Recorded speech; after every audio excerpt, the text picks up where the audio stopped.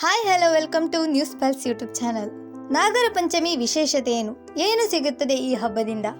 15 ತಿಥಿಗಳಿಗೂ 15 ದೇವತೆಗಳು ಇದ್ದಾರೆ. ಪಂಚಮಿ ತಿಥಿಯ ದೇವತೆ ಸರ್ಪ. ಹಾಗಾಗಿ ಆ ದಿನ ವಿಶೇಷವಾಗಿ ನಾಗದೇವತೆಯ ಅನುಗ್ರಹವನ್ನು ಪಡೆಯಬಹುದು. ನಾಗಪಂಚಮಿಯು ಭಾರತದ ಹಲವಾರು ಭಾಗಗಳಲ್ಲಿ ಹಿಂದೂಗಳು ಆಚರಿಸುವ ಒಂದು ಹಬ್ಬ. ಇದನ್ನು ಶ್ರಾವಣ ಮಾಸದ ಶುಕ್ಲ ಪಕ್ಷದ ಪಂಚಮಿ ಎಂದು ಆಚರಿಸಲಾಗುತ್ತದೆ. ಈ ದಿನದಂದು ನಾಗದೇವತೆಯನ್ನು ಪೂಜಿಸಲಾಗುತ್ತದೆ. ಪೂಜೆಯ ಅಂಗವಾಗಿ ದೇವಸ್ಥಾನ ಹಾಗೂ ಹುತ್ತಗಳಿಗೆ ಭೇಟಿ ನೀಡಿ ಎಲ್ಲ ಕೆಡುಕುಗಳಿಂದ ತಮ್ಮನ್ನು ರಕ್ಷಿಸಲೆಂದು ಬೇಡಿಕೊಂಡು ಜನರು ಹಾಲು ಮತ್ತು ಬೆಳ್ಳಿ ಆಭರಣಗಳನ್ನು ಅರ್ಪಿಸುತ್ತಾರೆ. ಮತ್ತು ಈ ಹಬ್ಬವು ಅಣ್ಣ ತಂಗಿ ಇಬ್ಬರು ಸೇರಿ ಪೂಜಿಸಲ್ಪಡುವ ಹಬ್ಬವೆಂದು ಪ್ರತೀತಿ ಇದೆ. ಇದು ಹಬ್ಬಗಳ ಸಾಲಿಗೆ ನಾಂದಿ ಹಾಡುತ್ತದೆ. ನಾಗರ ಪಂಚಮಿಯನ್ನು ಭಾರತದ ಹಲವಾರು ಪ್ರಾಂತ್ಯಗಳಲ್ಲಿ ಆಚರಿಸಲಾಗುತ್ತದೆ.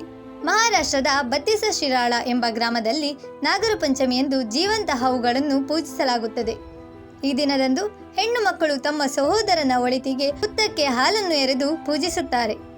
ಉತ್ತರ ಕರ್ನಾಟಕದಲ್ಲಿ ಈ ಹಬ್ಬವನ್ನು 3 ದಿನಗಳ ಕಾಲ ಆಚರಿಸಲಾಗುತ್ತದೆ. ಇದು ಏಕೆ ಅಣ್ಣ ತಂಗಿಯ ಹಬ್ಬ ಎಂದು ಪ್ರತೀತಿಗೆ ಬಂದಿದೆ ತಿಳಿಯೋಣ ಬನ್ನಿ. ಒಂದಾನೊಂದು ಕಾಲದಲ್ಲಿ ಒಂದು ಊರಿನಲ್ಲಿ ಒಬ್ಬಳು ತಂಗಿ ಮತ್ತು ಅವಳಿಗೆ 4 ಜನ ಅಣ್ಣಂದಿರು ಇದ್ದರು. ಮನೆಯವರೆಲ್ಲ ಸೇರಿ ಒಟ್ಟಿಗೆ ನಾಗರ ಪಂಚಮಿ ಎಂದು ಪೂಜಾ ಕಾರ್ಯದಲ್ಲಿ ತೊಡಗಿದ್ದರು. ಆ ಸಮಯದಲ್ಲಿ ಅಲ್ಲಿಗೆ ನಾಗರ ಹಾವೊಂದು ರಭಸದಿಂದ ಬಂದು 4 ಜನ ಅಣ್ಣಂದಿರನ್ನು ಬಲಿ ತೆಗೆದುಕೊಂಡಿತು.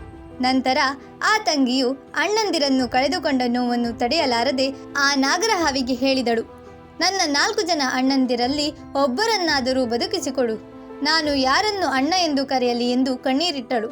ತದನಂತರ ಆ ನಾಗರ ಹಾವು ಆಕೆಯ ಮಾತಿಗೆ ಕಿವಿಗೊಟ್ಟು ಅಣ್ಣಂದಿರ ಬಳಿ ಬಂದು ಒಬ್ಬ ಅಣ್ಣನನ್ನು ಪ್ರಾಣಾಪಾಯದಿಂದ ಕಾಪಾಡಿತು. ನಂತರ ಅಣ್ಣ ತಂಗಿ ಇಬ್ಬರು ಸೇರಿ ನಾಗರ ಪಂಚಮಿ ಹಬ್ಬವನ್ನು ಸಂಭ್ರಮದಿಂದ ಆಚರಿಸಿದರು. ಇದಾಗಿತ್ತು ಫ್ರೆಂಡ್ಸ್ ನಾಗರ ಪಂಚಮಿ ಹಬ್ಬದ ವಿಶಿಷ್ಟತೆಯ ಬಗ್ಗೆ ಕಿರುನೋಟ. ನೀವಿನ್ನು ನನ್ನ ಚಾನಲ್ ಸಬ್ಸ್ಕ್ರೈಬ್ ಮಾಡಿಕೊಳ್ಳದೇ ಇದ್ದಲ್ಲಿ please subscribe to news pulse YouTube channel.